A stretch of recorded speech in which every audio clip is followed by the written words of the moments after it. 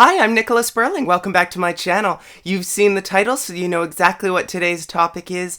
Why do I not talk about trans surgeries?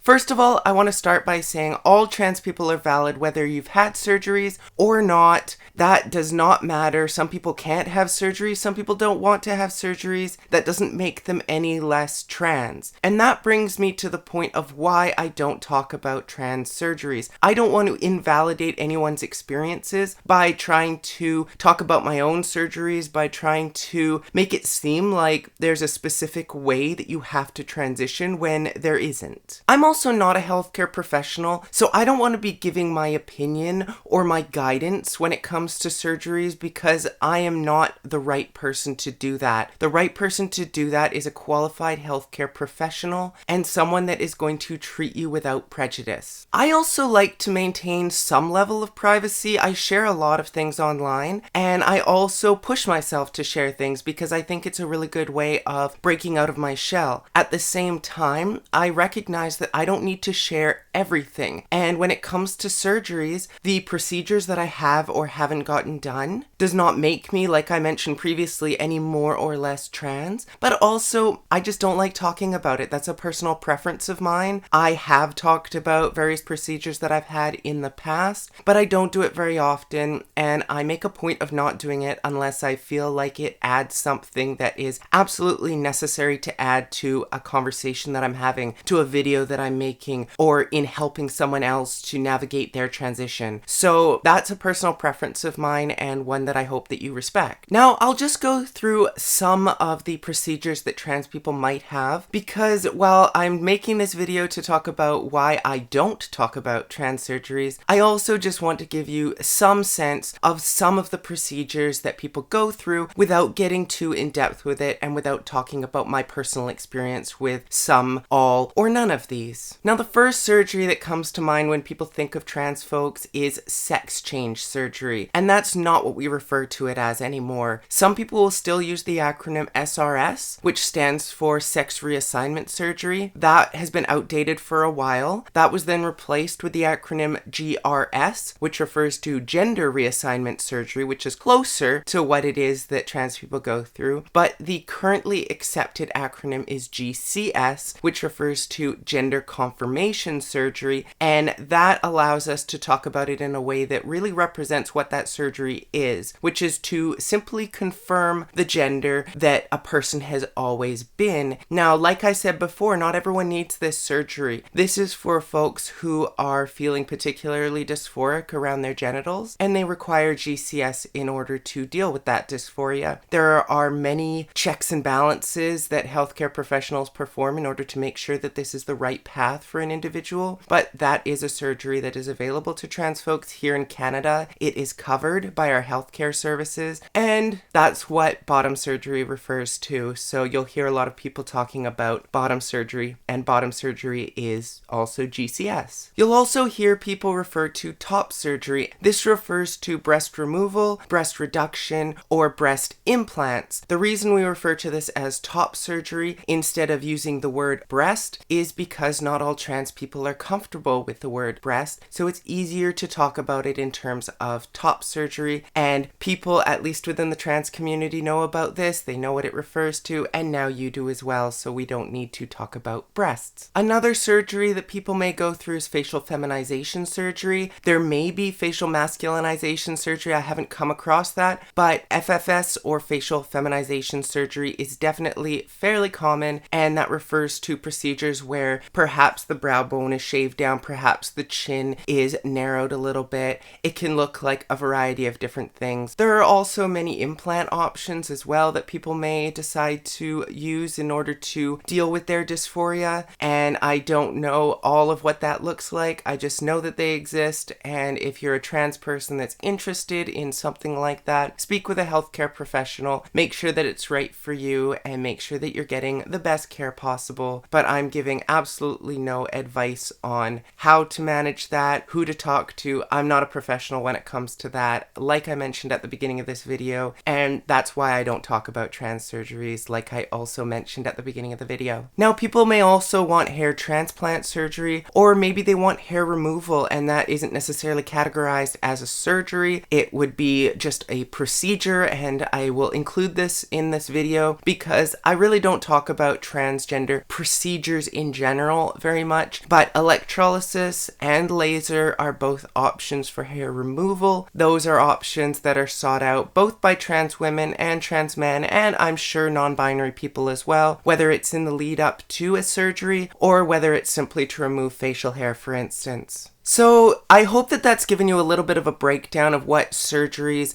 are out there.